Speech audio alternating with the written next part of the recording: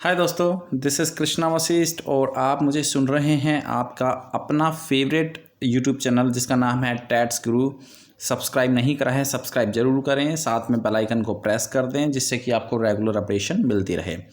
दोस्तों, यहाँ पे मैं आपको चाइल्ड डेवलपमेंट एंड पैडागोजी के फ्री ऑफ कॉस्ट वीडियो जो है हाई क्वालिटी वीडियो मैं आपको प्रोवाइड कराता हूँ। अगर आप सीटेट 2020 के लिए प्रिपरेशन कर रहे हैं, बहरहाल जो एग्ज़ाम था जुलाई वाला वो पोस्टपोन हो गया है, लेकिन कैंसिल नहीं हुआ है। एग्ज़ाम कभी भी हो सकता है। अपनी तैयारी जो है स्टार्ट रखें हमेशा। और उसके बाद मैं ये कहना चाहता हूँ कि अगर आप सीटेट की फ्री ऑफ कॉस्ट नहीं कि सीडीपी को लेकर मैं बात कर रहा हूँ, चाइल्ड डेवलपमेंट एंड पैडागोजी, अगर 30 आउट ऑफ 30 आपका टारगेट है सीटेट के अंदर, या फिर आपका कोई स्टेट जो भी स्टेट का टैट होता है वहाँ पे जो भी आपका टारगेट है सीडीपी का, तो वो उस टारगेट को अचीव करने के लिए आप जो है टैट्स गुरु चैनल को सब्सक्राइब कर लें। ठीक है, आज का जो हमारा टॉपिक है वो है आरटीई एक्ट 2009। आरटीई का फुल फॉर्म होता है राइट टू एजुकेशन। ठीक है, तो एक छोटी सी इन्फॉर्मेशन मैंने आपको दे दिया है और इसको अच्छे से पढ़ेंगे। पूरा डिटेल वीडियो मैं लेके आया हूँ हमेशा की तरह। ठीक है, अभी जो लास्ट वीडियो मैंने बनाया है एनसीएफ 2005 के बारे में, वो मैंने अच्छे से एक्सप्लेन किया है। तो अगर वीडियो नहीं देखा है तो प्लीज़ वो भी देख लेना और अपने नोट्स साथ साथ बनाते रहना। चलिए दोस्तों, स्टार्ट करते हैं आरटीई एक्ट 2009। सबसे पहले मैं आपको बताऊंगा आरटीई एक्ट होता क्या है और क्या इसके फीचर हैं, क्यों हमने इसको इम्प्लीमेंट किया हुआ है एजुकेशन के अंदर। चलिए दोस्तों, स्टार्ट करते हैं। तो सबसे पहले जो फुल फॉर्म मैंने आपको बताया था, एक बार फिर से बता देता हूँ। राइट टू एजुकेशन एक्ट, इसको 2009 में इम्प्लीमेंट किया गया था। ठीक है, उसके बाद what is the act about, तो देख लेते हैं कि ये जो ये एक्ट है ये किसके अबाउट है, क्या ये एक्ट कहता है। देखो, आपके सामने एक स्लाइड है, इस पर लिखा हुआ है, आप पढ़ लें इसको अच्छे से।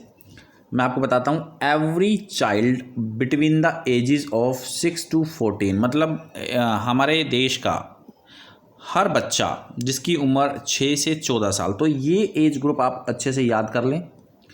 सभी एज ग्रुप के लिए नहीं है, 14 साल से ऊपर बच्चों के लिए नहीं है। 6 से 14 साल के बीच में जो बच्चे होते हैं, 6 to 14 ईयर्स के जो बच्चे होते हैं, has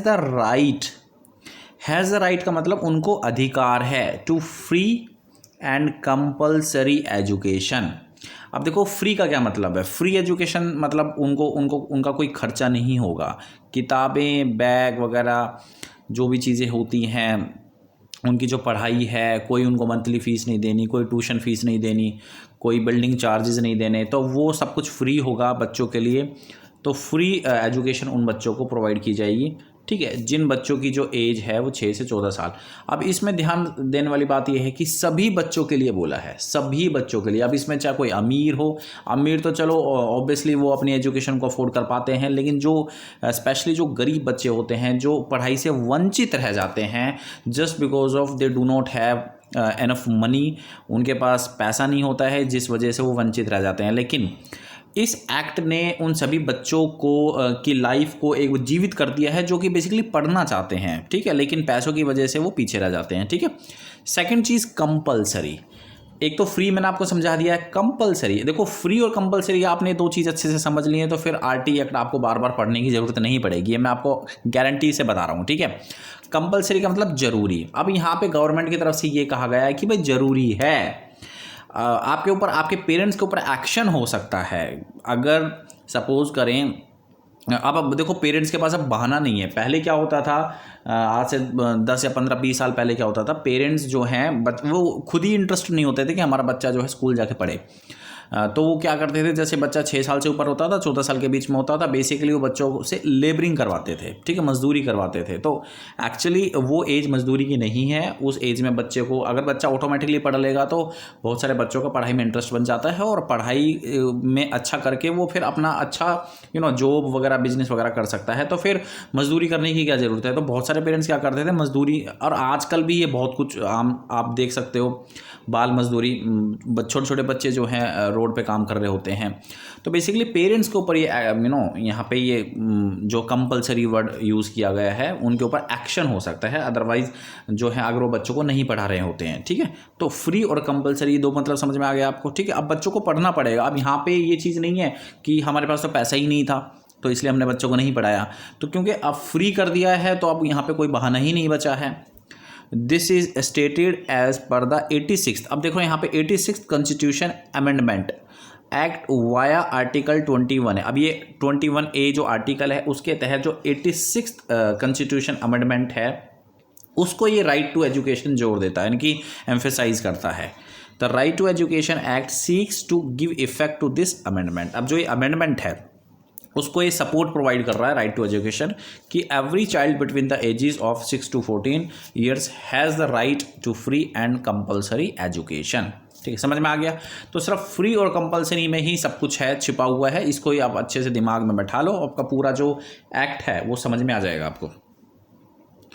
the government schools shell provide free education to all the children and the school will be managed by school management committee। अब स्कूल के अंदर जो प्राइवेट स्कूल भी होते हैं और जो गवर्नमेंट स्कूल होते हैं, सारे स्कूलों में कमेटी बना दी है जिसका नाम है SMC, स्कूल मैनेजमेंट कमेटीज़। अब वो इस चीज़ को जो है देखेगी, ठीक है, वो लुक फॉरवर्ड करेगी। उसके बाद अब बात आती है, देखो सरकारी स्कूलों में तो ये चीज़ चलती आ रही है क्योंकि सरकार का ही ये एक्ट है और सरकारी स्कूल में तो सबसे पहले ही इम्प्लीमेंट होगा जाके। लेकिन अब बात आती है प्राइवेट स्कूल इस चीज़ को किस तरीके से देखते हैं। तो देखो इसके लिए सरकार ने क्या किया है, एट लीस्ट 25%, ये पॉइंट जरूर याद रखिएगा, एट लीस्ट 25% सीट रिजर्व की है RT एजुकेशन के तहत जो कोई बच्चा पढ़ना चाहता है। अगर स्कूल के अंदर सीट अवेलेबल हैं तो कोई भी अगर बच्चा है 6 से 14 साल के बीच में जो बच्चा आता है वो प्राइवेट स्कूल में जाके एडमिशन ले सकता है, प्राइवेट स्कूल वाले मना नहीं कर सकते। ठीक है, अगर मना करेंगे तो फंसेंगे क्योंकि कल को जाके वो आगे कंप्लेंट कर देंगे कि उस प्राइवेट स्कूल वालों ने हमें एडमिशन नहीं दिलाया। ठीक है, ये पूरा जो ये भी मैं बताऊंगी कौन सी अथॉरिटी इस चीज़ को रेगुलेट करती है गवर्नमेंट की साइड से। अगर कोई भी प्राइवेट स्कूल जो है इस चीज़ को फॉलो नहीं करता दिखता तो basically they will take action. ठीक है, of the children of their schools without any fee. कोई भी चार्जेस, कोई भी फीस वगैरह नहीं देनी होती बच्चों को। प्राइवेट स्कूलों में 25%। अगर आपको नहीं पता है, आपके आसपास कोई गरीब बच्चा है तो उनको बताइए, डेफिनेटली वो किसी प्राइवेट स्कूल में जाके पढ़ेंगे। 6 से 14 साल के बीच के बच्चों की ये जो है राइट टू एजुकेशन सपोर्ट करता है। ठीक है, उसके बाद बात करते हैं national commission of elementary education, ये NCE, national commission of elementary education. ये वो अथॉरिटी है जो इस चीज़ को रेगुलेट करती है, मॉनिटर करती है बेसिकली। ठीक है, वही एक्शन वगैरह टेक करते हैं। ठीक है, और वो इस चीज़ को भी बेसिकली लुक फॉरवर्ड करती है कि जो एजुकेशन दी जाए क्वालिटी बेस्ड हो। ठीक है, क्वालिटी बेस्ड हो। ऐसा नहीं कि बच्चों को एडमिशन तो दिला दिया लेकिन वहाँ पे भी उनको सेपरेट करके बैठा रहे हैं उनको, क्योंकि स्कूल को लगेगा कि भाई फीस तो हमारे पास आई नहीं रही इन बच्चों की, तो पढ़ाओ, उनको जैसे तैसे पढ़ाना है। ठीक है, क्योंकि मैं एक प्राइवेट स्कूल में काम करता हूं तो मेरे को ये चीज़ अच्छे से पता है, क्योंकि हमारे जो भी हम क्लास के अंदर बच्चे पढ़ाते हैं तो उसमें हमें पता होता है कि 2 या 3 बच्चे होते हैं जो कि RT एक्ट के तहत पढ़ रहे होते हैं। ठीक है, और मैनेजमेंट की तरफ से खास स्पेशल इंस्ट्रक्शन आती है कि इन बच्चों को स्पेशली कुछ नहीं कहना। हालांकि सभी के लिए कॉमन है, लेकिन फिर भी कहीं ना कहीं हमें पता चल जाता है कि ये बच्चा जो है स्कूल को फ़ी नहीं पे कर रहा है। ठीक है, लेकिन उन सारी चीज़ों को अगर साइड में रख के कहते हैं तो NCE जो है इस चीज़ को रेगुलेट करती है, क्वालिटी वो मेक श्योर करती है कि क्वालिटी जो है अप टू द मार्क रहे। अच्छा, आप देख लेते हैं main features of right to education, जिसको शॉर्ट में RTE बोलते हैं, जो कि 2009 में इम्प्लीमेंट हुआ था। Free and compulsory education to all children of India in the 6 to 14 age group, ये तो आपको क्लियर हो ही गया है। उसके बाद if child above 6 years of age has not been admitted in any school could not complete his or her elementary education then he or she shall be admitted in a class appropriate to his or her as. अब देखो मान लेते हैं कि कोई बच्चा जो किसी कारणवश जो है जब वो 6 से 14 साल के बीच में था वो एलिमेंट्री एजुकेशन नहीं ले पाया, जो कि RT एक्ट के तहत आती है, राइट टू एजुकेशन के तहत आती है, 8th क्लास तक, up to the 8th class तक आता है। लेकिन मान लेते हैं कि नहीं ले पाया, वो किसी भी तरह से पढ़ नहीं पाया। अब मान लो उसकी जो एज है वो 18 साल की हो गई है, 17-18 साल के बीच में बच्चा चल रहा है।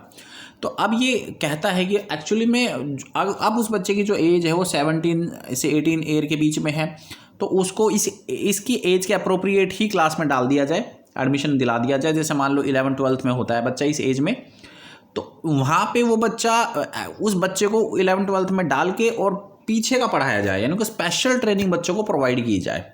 ठीक है, मतलब एलिमेंट्री एजुकेशन जो है उसका प्रॉपरली उसको फॉलो करें, मतलब उसको स्पेशल ट्रेनिंग दे के और साथ में बच्चों के साथ compete कराया जाए, जो कि बच्चे पुराने बच्चे स्कूल जो रेगुलर बच्चे हैं, ठीक है, उनके साथ उनको compete कराया जाए पीछे का पढ़ा के, ठीक है। तो ये चीज़ है। उसके बाद proof of age for admission. अब देखो यहाँ पे क्या है, एक्चुअली में बहुत सारे बच्चे या फिर पेरेंट्स के साइड से ये चीज़ होती है कि वो मजदूरी कराना चाहते हैं, तो बच्चों को पढ़ाना नहीं चाहते। तो अब सरकार ने कहा है कि प्रॉपर जो डॉक्यूमेंटेशन होगी बच्चों की, ठीक है, कोई भी पेरेंट्स मना नहीं कर सकता। Proof of age of admission मांगा जाता है और बहुत सारे डॉक्यूमेंट्स मांगे जाते हैं, डेथ, मैरिजेज, रजिस्ट्रेशन। तो ये आप पढ़ लेना। No child shall be denied admission in school for lack of age proof. अब बच्चा जो है बच नहीं सकता इस चीज़ को कह के, भैया पेरेंट्स बच नहीं सकते इस चीज़ को कह के हमारे बच्चे तो बहुत छोटे हैं, अभी स्कूल में जाने लायक नहीं हुए हैं बच्चे। तो इस तरीके से लैक ऑफ एज प्रूफ ये बच्चे नहीं कर सकते हैं, ठीक है। डॉक्यूमेंटेशन जो है सरकार जो है मांगती है। उसके बाद a child who completes elementary education shall be awarded a certificate.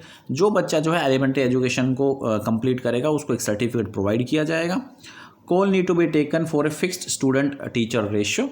और जो स्टूडेंट टीचर रेशियो जो मेंटेन किया हुआ है सरकार की तरफ से वो मेंटेन किया जाए। ऐसा नहीं कि टीचर एक है कक्ष के अंदर और बच्चे 40-50 भर लिए हों, ऐसा नहीं है, ठीक है।